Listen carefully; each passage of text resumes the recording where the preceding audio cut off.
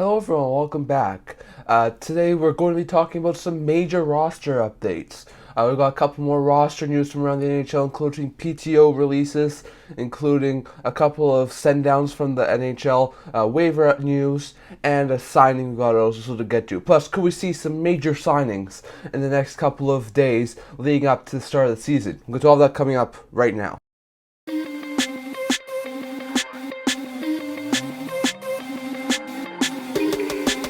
Hello everyone, welcome back to another video here at the Instant Hockey channel. Before I start the video, don't forget to like this video and hit the subscribe button. You guys have been so supportive. We're so close to 200 subscribers, so if you like this video and you want more hockey videos giving you my analysis, definitely hit the subscribe button. But getting started today, we've got a quick news video here to discuss. We're going to have our season preview series videos later today to finish up our season preview series. The last four Western Conference teams, so we're going to finish up the season preview series, and after today, we'll have no more season preview series videos, so stay tuned for that later on today. But here we're going to be talking about a couple of news updates from around the NHL. So first, one quick sign to discuss here today. It was with a former 2023 pick. That is Quinn Musty with the San Jose Sharks. After the training camp he's had, the San Jose Sharks have signed Quinn Musty to a 3-year ELC with AV of $950,000 until the start of this year. So Musty, solid player, really good middle six power forward, probably in the future, solid left winger. He was the 24th overall pick in this past year's draft. He looks to be a really solid piece of that top nine of the San Jose Sharks going forward. Put up 26 goals and 78 points in 53 games last year in the OHL with the Sudbury Wolves. So definitely, he did really well in juniors. Most likely going to be returned there to juniors. But still, he's had a really good showing in training camp. He looks really good. I could see him possibly even make the team next year. Won't make the team this year, I don't think. But next year, I could see him have a solid shot at making the team. So that's a solid entry level contract. Musty's a fantastic player. I think he was a really good steal at 24th overall for the Sharks. I thought he would have gone higher. And I think, given all of that fact, I think signing him to his ELC right now is fantastic, and I think at least in the next year or two, Musty should definitely be a solid top 9 forward for the San Jose Sharks. So good ELC sign there, but it's the only sign we have to get to here today, so just wanted to get that out of the way. Going over to a couple of roster updates. So we'll start with a couple of players that have been sent down. We've gone through most of the major send downs. You know, people go to training camp with 55 players. So we're getting down to the 40s, 30s right now with players still in training camp. So you're going to start to see a lot more less players just be sent down, players who don't need waivers. Those are the players who are going to be the tough ones to be cut, players who have shown that they are really, really close to being NHL players, but maybe are not there yet. So definitely it's going to be interesting to see, but we're going to have some of those cuts over the next couple of days. Some of the younger players who have definitely shown really, really well in training camp. So first, the Anaheim Ducks, they sent down goalie Calle Kling, forward Glenn Godden, Nikita Nestorenko, and Pavel Roganda to the AHL. Not overly shocked any of these guys left. I thought Godden would probably go down. Same with Kling. Nestorenko and Roganda were decent players who had NHL opportunities last year. So I'm a tiny bit shocked that they went down, but not overly shocked. The Boston Bruins sent down forwards Trevor Kuntar, Mark McLaughlin, Gregory Merkulov, and Fabian Lysell, all to the minors. All of these guys, not overly shocked, except for Lysell. If you guys remember my season preview series video for the Boston Bruins, I expected him to make the NHL roster. So I am a little bit surprised Lysell got sent down, former first-round pick, solid player, a guy who I definitely thought could have been a solid top 6 forward.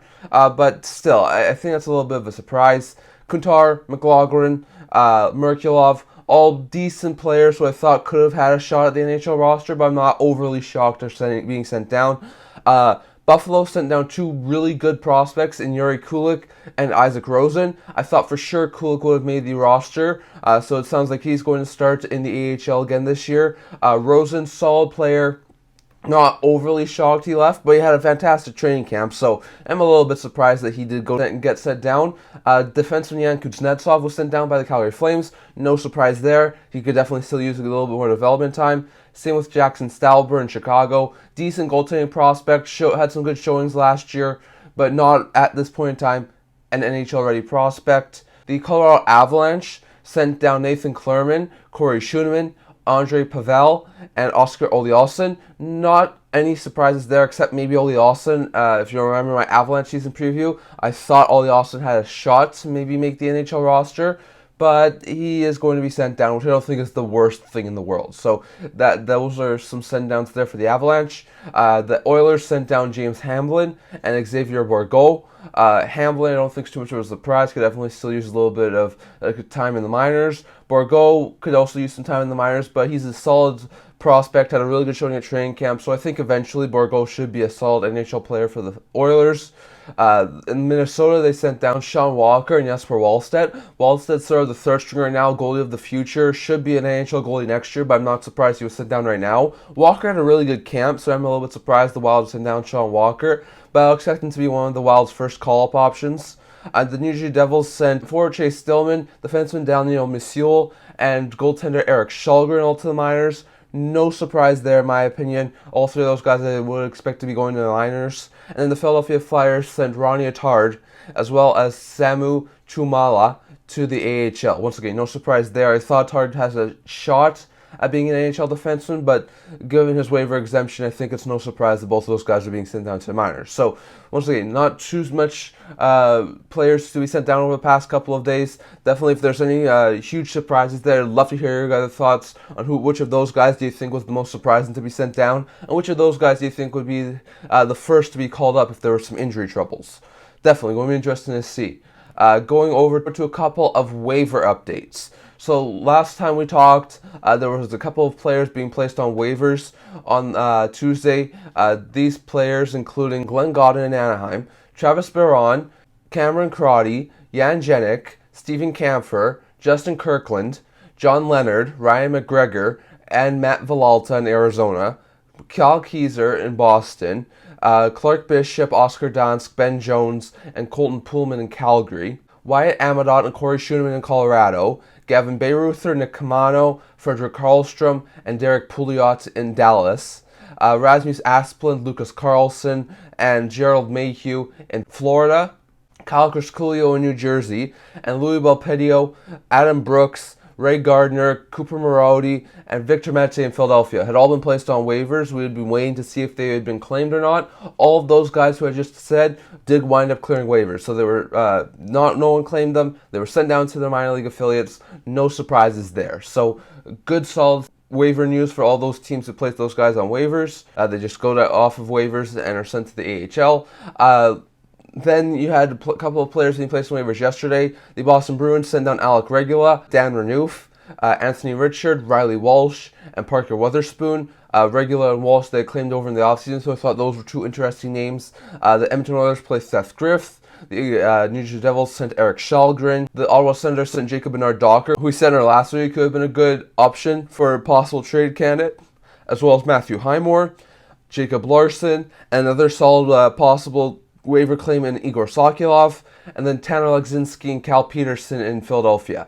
Those were all some really good guys. Peterson's contract basically makes him waivers ineligible. I don't think anyone's going to take Peterson on. But there was Bernard Docker, there was Sokolov, who were the main two guys who were the ones to watch out for. There was also Walsh and Regula, who I thought could have gotten claimed, but they all wound up clearing yesterday. So not overly shocked that all of them wound up clearing. I am a little bit surprised that Bernard Docker and Sokolov cleared, but in a sense, I'm also not overly surprised that those guys did. So all those guys have cleared. And then yesterday, there was a handful of players sent on waivers again. Robert Haig and Colton White in Anaheim, Jason Megna in Boston, Brett Murray in Buffalo. The Minnesota Wild sent down Jujhar Khaira, as well as Vinny Lettieri, Dakota Mermis, and Nick Baton. Devils placed on waivers Cal Foote. Preds placed Mark Jankowski. Sharks placed Leon Guanke, and Jets placed Jeremy Veal, all on waivers. So I don't think it's any surprise that all of those guys were being placed on waivers. Those guys, at this point in the time in the recording of this video, have not cleared waivers yet, so I don't know who's cleared waivers, who's being picked up. Some of the more interesting names is probably Cal Foote, has some NHL experience, former first-round pick. I could see him be picked up. Jujhar Khaira is a good bomb six forward. If there's a team out there who needs some bomb six help, I could see Khaira be picked up. Same thing with Brett Murray in Buffalo. Robert Hagen, Anaheim's a decent defenseman on a 1-year contract. He could be a solid third pair pickup for another team. So there are a couple of guys that could see be picked up. But at this point in time, those guys haven't cleared waivers yet. So we'll have to find out later if they do clear or if they don't. But for at this point in time, we don't know. So, hello everyone, just a quick update here. I took this video a couple of hours ago. I just want to come back with a quick update on the waiver news. All those players I recently just mentioned on this video have all cleared, and all those guys have been sent into minors. So guys like Cal Foote, Ujjara Khaira, Brett Murray, Robert Haig, all those guys have been sent down to the minors. Quick update here for players who have been placed on waivers today.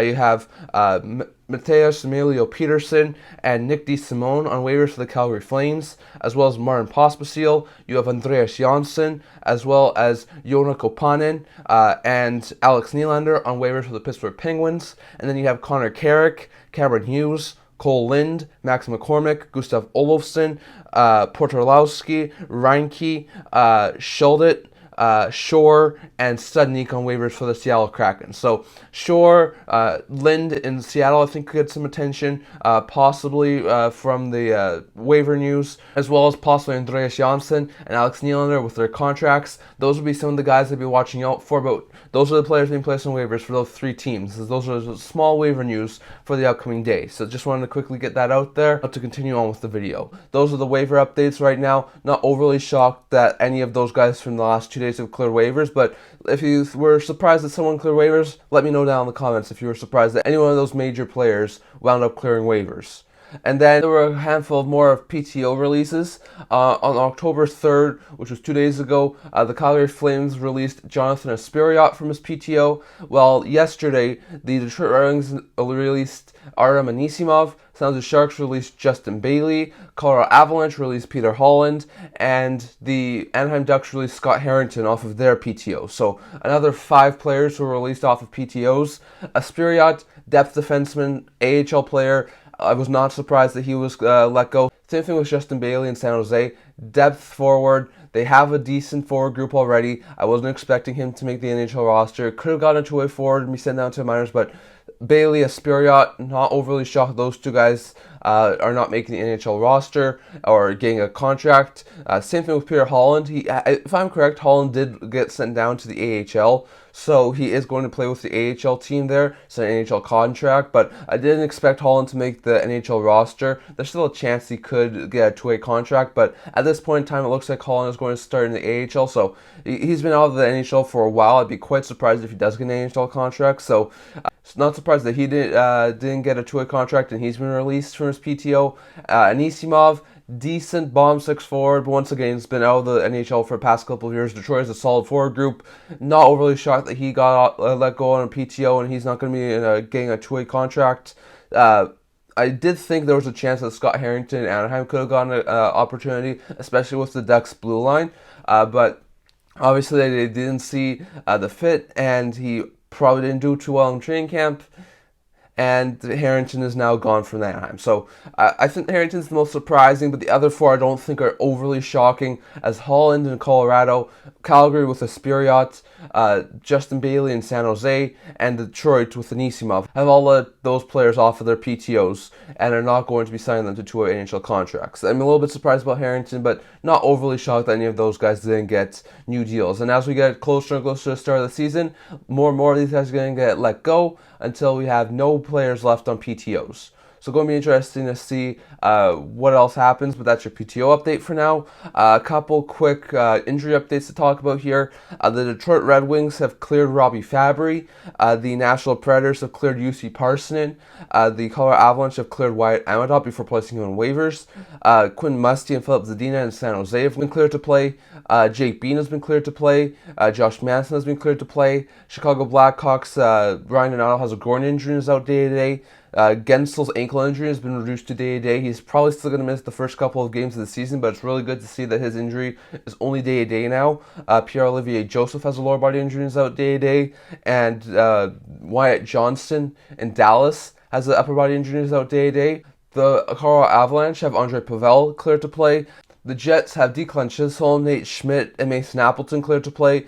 The Flames have Dennis Gilbert cleared to play. The Leafs, Calle Jarnkrok's cleared to play. The Sharks, Liljegren and Granlund are cleared to play. Eric Johnson in Buffalo as a lower body injury is out day-to-day. Radek Faksa has an undisclosed injury, is out for an unknown period of time.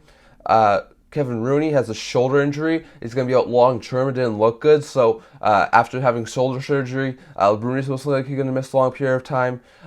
Ben Meyers has a lower body injury, as does Mikko Rantanen in Colorado. They're both out day-to-day. William Karlsson has undisclosed injury, is out day-to-day.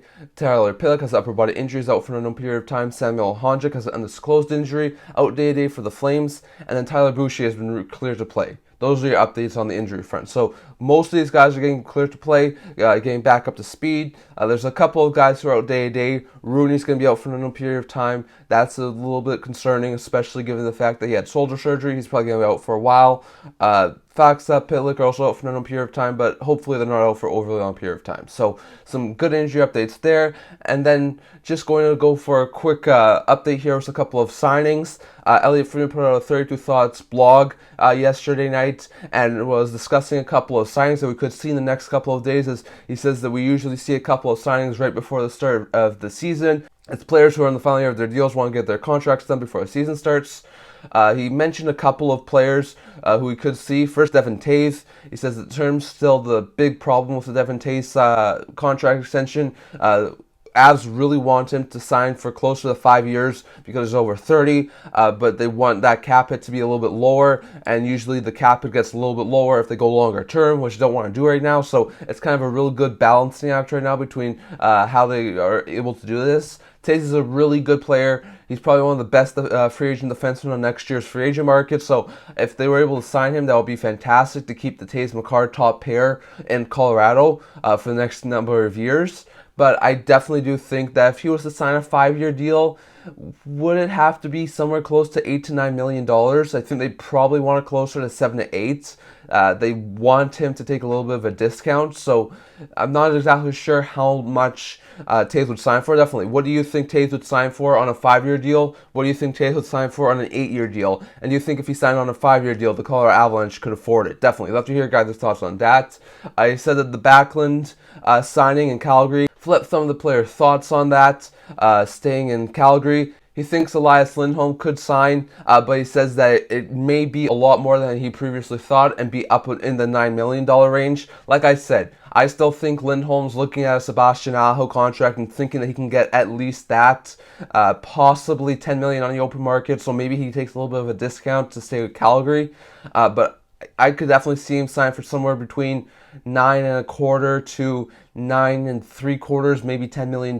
So definitely, I'd love to hear your guys' thoughts. If Lindholm does sign an 8-year contract extension before the start of the season, how much does he sign for? Does he sign for 9? Does he sign for 9.25? Does he sign for 9.5? Does he sign for 10? Definitely, love to hear your guys' thoughts down in the comments.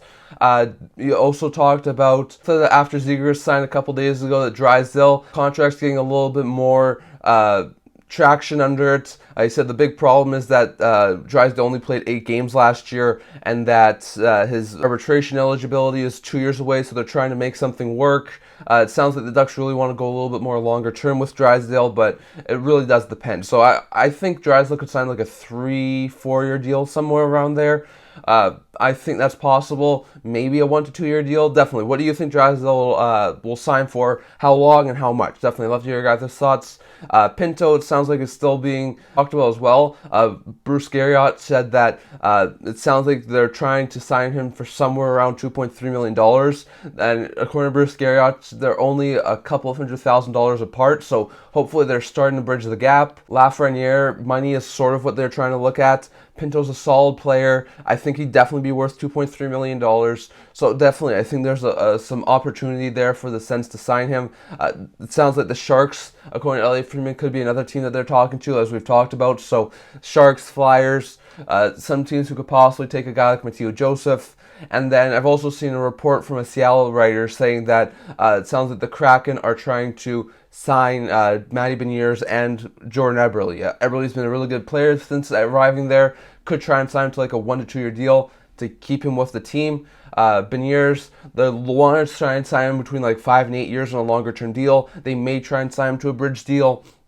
Beniers is a really good player. I think you could definitely hit like a $8 to $9 million AAV on like a 5 to 8 year deal. So definitely going interesting to see. But it sounds like there's a lot of players in the final year of their deals who are trying to get a contract extension then in the not too distant future, hopefully before the start of the season. So love to hear all of your guys' thoughts down in the comments. What do you think about the roster moves? What do you think about the signing in San Jose? What do you think about possible signings in the future? Definitely love to hear all of your thoughts down in the comments. But that's all I'm going to talk about for today. Remember, once again, to like this video. And if you really liked it, remember to subscribe down below. We're close to 200 subscribers. I would never be able to do it without all of you guys. So definitely don't forget to subscribe. I also do a blog talking about news, rumors, analysis, all that sort of stuff. So definitely check that out. I'll leave links down in the description below. And I can't wait to see you guys all for the next video.